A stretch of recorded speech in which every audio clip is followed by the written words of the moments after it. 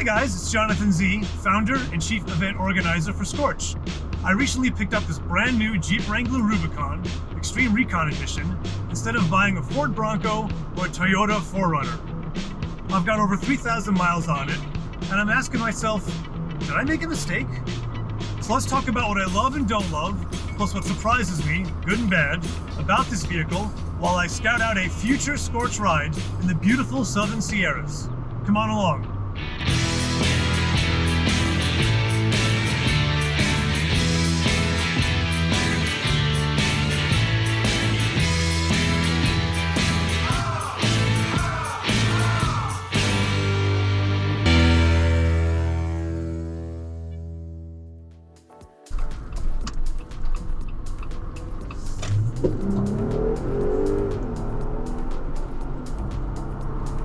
I got that in video. That was a legal U-turn. A lot of what we're going to talk about today applies to the Wrangler in general. Some of it is specific to the Rubicon, but a bit of it is particular to the Wrangler Rubicon Xtreme Recon Edition, which is the most off-road capable stock Jeep you can get. If you want to debate that point, I'll see you in the comments. Okay, so we're still a little while out from the trailhead, so let's get all the on-road stuff out of the way first then. And that's where a lot of the negative column comes in for this vehicle, for sure. First and foremost is drivability. That solid axle, I mean, you definitely give something up on the road for that, for sure. The phrase I use is she wanders. It does take a little bit of focused attention. And some of this is probably particular to the Rubicon Xtreme Edition. You know, that's an extra 1.5 inches of lift, 35-inch tires, it's geared lower, so the suspension's tuned differently, so that adds up to taking up chipping away a little bit more of that on-road manners.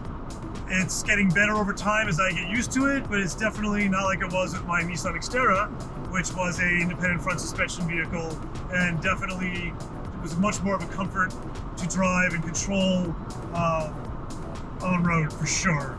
So that is definitely something that I don't love about this vehicle. The other being, as you can probably tell now, it's loud in here. It is loud. I was in the Bronco a couple of times during my evaluation period, trying to figure which vehicle to get. I was always surprised by how quiet it was in the Bronco. That is not the case in the Wrangler. And that's for several reasons. One, of course, you know, because you don't have a real roof like you would have in a regular SUV. Another being that it's ridiculously bad aerodynamics, scoops up the wind considerably. I mean, you're basically driving a toaster with wheels, and the wind just whips around it. So when you get above 30, 40 miles an hour, well, that's not fair, actually. When you get above 40 and higher, yeah, it definitely, just the volume increases significantly in the vehicle. And I haven't dealt with the rain yet, so I'm wondering what it's going to be like if I'm in a rainstorm and I've got this, you know, plink-a-plink roof going on. So that'll be an interesting experience.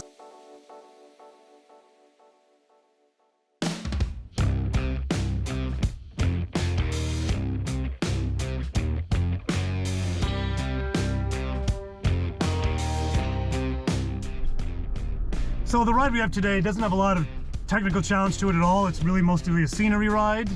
But at the very beginning, there is this set of hills that are a bit of rite of passage, really more for the side-by-side crowd than for the SUVs, and a great opportunity for me to see what this thing can do. So I'm a little nervous, but I believe in the Jeep. Yeah, it's a steep hill, all right.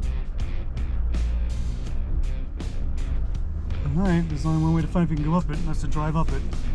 Here we go. Oh my God, all right. Hear that engine yawing away, and it feels like some traction issues. Come on, come on, you can do it. You can do it. You can do it. It's all soft sand up here. Push, push, and we're up. There we go. Just take a little bit off the gas, let those locked axles do their job, and you're up. There you go.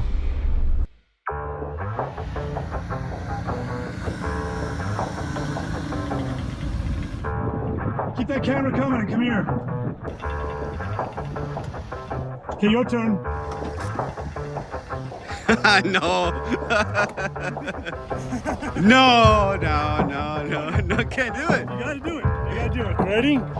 You're gonna learn how much this thing is like cheating. You ready? Camera's alive, so feel free to talk out loud while you're going up. Can I scream? You can scream, yeah you can. Good luck. Here we go.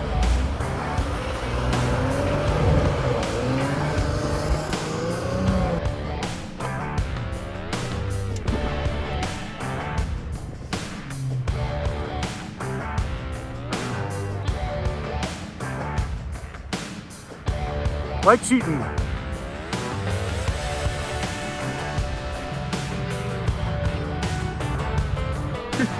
Look, no hands. No hands. This is too easy. That's what everybody says. I'm still keeping my my phone runner. Oh, I'm sure you are.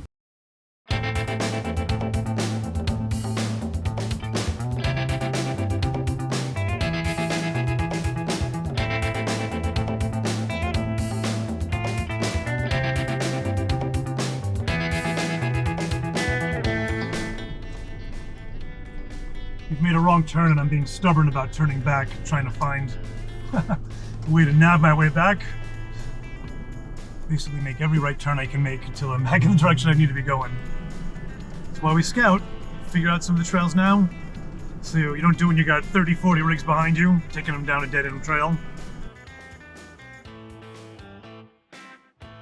So the ride I'm scouting out now is a trip out to Lake Isabella, which is along the Kern River. And I have not had a lot of luck trying to pull this one together. So the first time I tried to scout out to there, we hit snow, deep snow, and we actually didn't make it through. So what's happening now is that SCORCH Scout Rob and I are re-scouting once more. When we were driving out here, I noticed there was some snow on some of the distant hills, and I wasn't sure if we were going to encounter that or not. It rained last night, so that probably didn't help. So I'm realizing that up here, that rain was probably snow.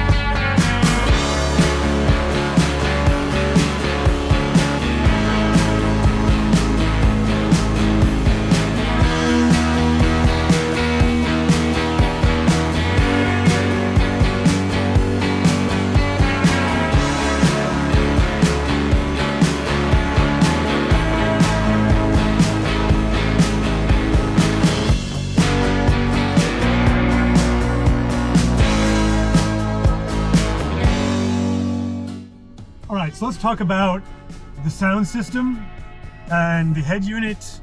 I gotta say, this is one where I was surprised at the sound quality of the system for a couple of reasons. One, though, I should say that this is specific to this particular vehicle because I did get the upgraded sound system. So I've got speakers up front, I've got speakers up top, I've got a subwoofer in the back. So that's something to keep in mind when I talk about the sound in this vehicle. But first of all, that subwoofer kicks so hard. It is unbelievable how much depth it adds to the sound. It actually makes up a little bit for all that road noise that's going on. It actually cuts through the road noise when I'm doing highway speeds. But the surprising part for me really was I didn't think that having speakers up here, there's a speaker like literally like right above my head practically, just behind it, and another one over there on the other side. I didn't think that that would provide good sound in the cabin. Now the speakers are up there because traditionally they'd be on the doors, and the doors come off, so that would be a problem. Another thing about the sound system and the nav tech system that surprised me was how good the actual in-dash system is. And I always thought it just looked kind of basic to me. But now that I've had some time to spend with it, and I find it to be super intuitive, it's very easy to get through.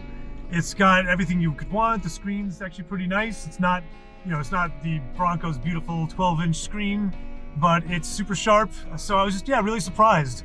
But the bad surprise was it has CarPlay, which is great because I've never had CarPlay before.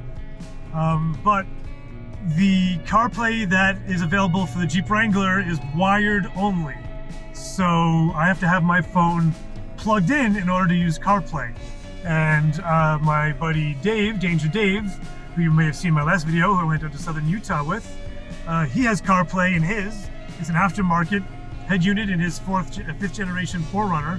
And he's got wireless CarPlay, which I didn't even know existed until I saw him. So that's, you know, that was one of those things where I was super excited, and then when I found out that there was something better, I immediately felt disappointed.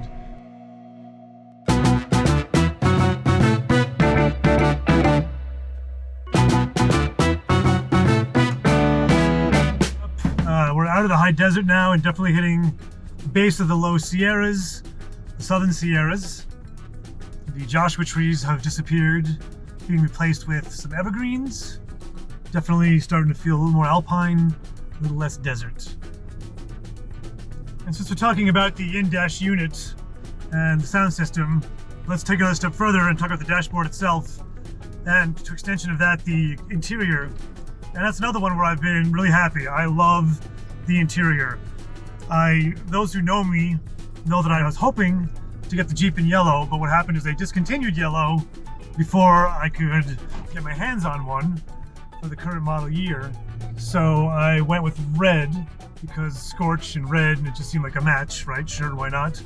And thought it was settling, but I gotta say, when I saw the vehicle with my own eyes, I was immediately in love with it, with the color, because, you know, the Rubicons own the color red, so the shocks are red, stitching is red, the interior is red. So having the exterior be red, the badging is red, having it all come together on the same color palette, really, to me it's stunning. I really do believe it stands out, and I really appreciate the color. And the interior just really pops. This feels like a cockpit. A lot of buttons, places that are easy to get to me, and I just really like this. I just like the aesthetic of the dashboard and the interior in general. But that leads me to one of my big disappointments about the interior, and that's this Jeep's overusage of netting when a little bit of compartmenting would be much better. The doors have these really have these really broad nets to hold your gear, instead of normally like there'd be like a little compartment you could drop things into. The backs of the seats also have this broad netting, and I just find that over time, I'm imagining they're going to stretch. If you want to put things in that are small, they just slide in through the netting. Certain objects, like I keep should I end up in the water, I've got a window breaker next to me, and it's awkward sized and heavy and has a sharp end on it, and I just see it hanging there on the door, which is where I need it to be in order to get at it in an emergency, and I could just see it pulling on the netting, and I know that within a couple of months my netting is going to be all warped out, making it even less useful for holding objects. I just think it's just there to try and go with the rugged aesthetic, but I think there's some trade-offs that people are willing to make, and having some reasonable door storage so you can put your wallet in and not be worried it's going to come flopping out would be, I think, awesome. So don't love it. Don't love that. Something I do love about the Wrangler, there's storage underneath the back seats. It's pretty cool. Not formal storage like a hidden compartment, but the seats aren't all the way down to the ground. They're basically on posts that create enough zone underneath it that you can store a decent amount of stuff. I often have 1 or 2 6-packs of Gatorade under there, just on one side, and still plenty of space on the other side. So it's like a bit of a bonus. Which brings me to talking about storage. A surprise again, I guess.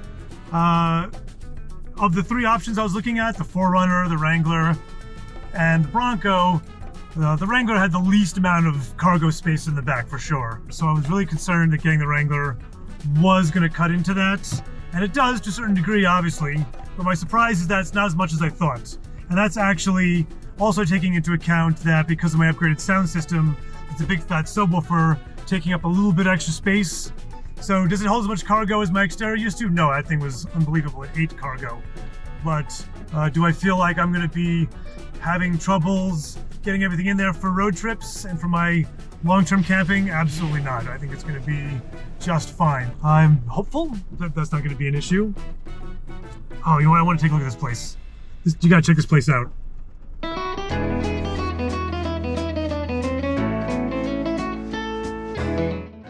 What is the Grumpy Grizzly Tavern? It's a bar in the middle of the forest. 2 dirt roads cross, one heading towards Lake Isabella in one direction, different direction heads over towards Bakersfield, I believe. Haven't done it. It's rarely open. I understand if you call the owners, maybe you can get them to come down if you're going to bring enough people. But inside is a full-on old-timey saloon. Hard to see in there though. I keep hoping that one day we'll do a SCORCH right here when it's open and we get to experience it. I imagine this would be a pretty dope place to have a drink.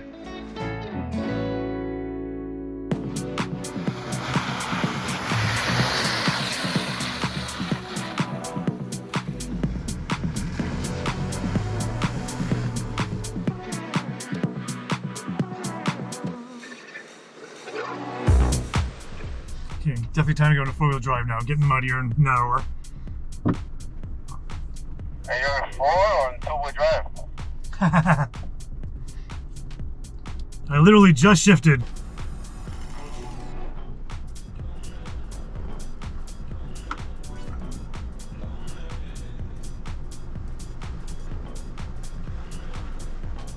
Ugh.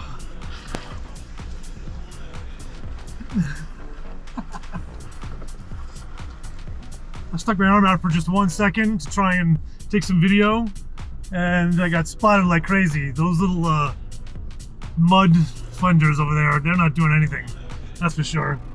And I don't know that I brought a towel, so yay for me. And now we're starting to skid. Even more fun. All right, this is turning into the kind of adventure I was looking for. Perfect. This thing's got BF Goodrich KO2 tires on it. I'd really love to put KM3 mud terrain tires on it. If you're listening, Goodrich, give me a call. These mud fenders aren't doing much fending off of mud. My car is starting to look like a strawberry dipped in chocolate.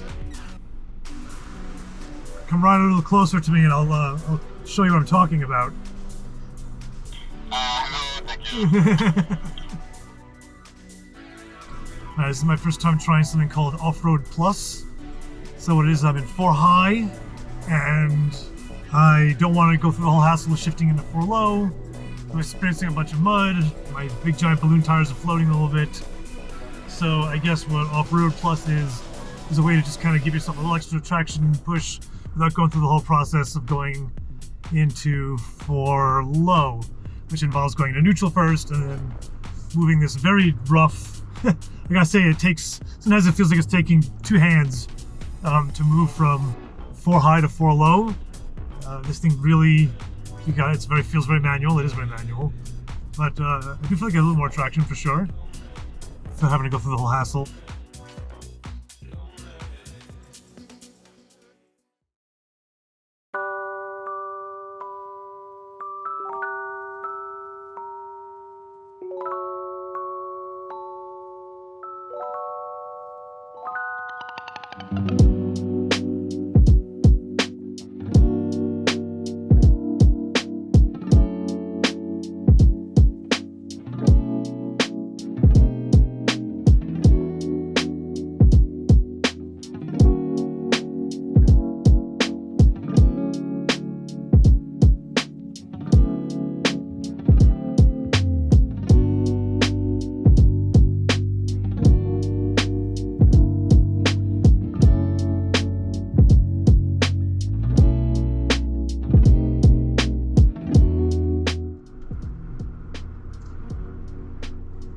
Is it really only, is it 37 degrees outside? I didn't even realize, it didn't feel like that. So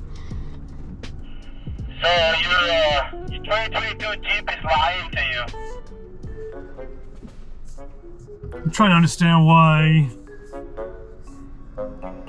it says it's 37 degrees out when his says it's 45 out. Why this thing's blowing hot air. Oh, it's not blowing hot air. Where's that hot air coming from? The roof is hot. That is weird. Interesting. Okay, well that's something new I just discovered. I'm gonna add to my not favorite lists live on live on GoPro. But yeah, so right now it is 37 degrees out, and I'm feeling heat. And I'm thinking, is my heater blowing out heat? And it's my black roof facing up to the sun because it's cold out because we are at altitude, but it is sunny out. There's some big puffy clouds, so my black roof is heating up and creating this situation where I actually can feel the heat on my head as I am, and my face as I'm driving. So I guess turn up the AC a little bit more, which is weird to say when it's 37 degrees out. I can also open the windows, but I don't feel like having another mud bath.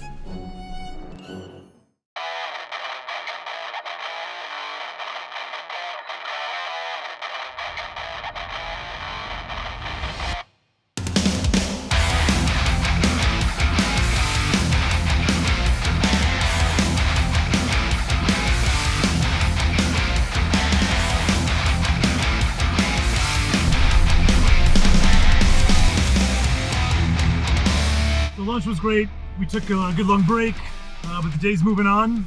So we're speed running it back to the main trail, which I'm actually loving. And this is one of the things I love about the Jeep, is the way it handles in the mud, the way it handles at mid-speed. You know, what am I doing right now? I'm doing like 20, 25, you know, down a muddy dirt road. It's beautiful. Obviously, this is just such a majestic setting here, but it just handles so well, so I'm enjoying it a lot, and definitely goes into the plus column.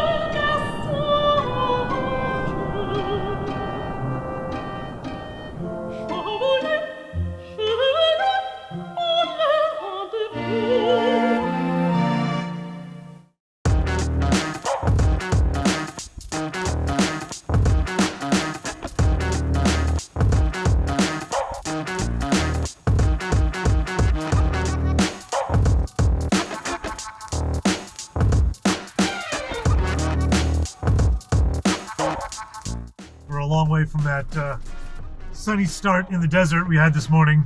Well, you know, there's nothing like some mud to bring out the kid in you and to bring out the fun in your vehicle. And as I was saying, you know, it's all about the performance. The solid front axle is a big deal because I was shopping for a new lead rig for a major off-road group, not a daily driver. It is my daily driver also, but making that sacrifice because I needed a vehicle that could get me in and out of just about anything. This vehicle is amazing off-road. In the end, that's really my biggest love that made all the difference when it came down to making a choice. Well, that wasn't the only thing. It was really hard to get my hands on a Bronco. The wait list was incredibly long and the markups were rampant, so there were other reasons. But all of the things being equal, what it came down to me for which car I wanted the most, the solid axle just made a difference. Now, there's a downside to that. One of the things I don't love about this vehicle is its off-road ability. I gotta be honest with you. The things that were challenging and exciting aren't anymore. And that means I've gotta go find even harder and harder challenges, which is understandable. This just opens up whole new worlds. But you know, it does make things that were exciting to be a little bit more ho-hum. So I have to now look inside myself and figure out what type of driver do I want to be. We'll see, you know, how much this incredible power and performance is a curse or a blessing or a combination of both.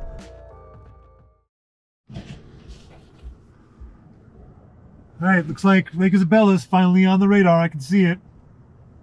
Perfect.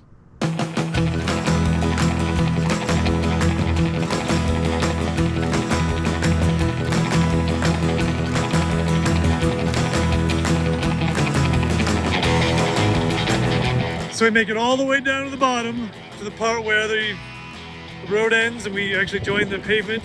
Oh, it's not locked. Oh, oh, we thought it was locked and we were screwed. Look at him. Hero. All right, in summary, do I have regrets about buying the Wrangler? No, I have compromises. So far they've been worth it. Yeah, it's less refined on the road, uses too much netting, lacks wireless CarPlay, spews a ton of muddle over itself, is loud AF at speed. The roof magically overheats on its own, and we didn't even discuss the crappy gas mileage. But it can get me just about anywhere I want off-road with total confidence, and that's what I bought it for. I'd do it again if I could. Remember to follow and subscribe to get a heads up on our next video. Thanks for watching. See you out there.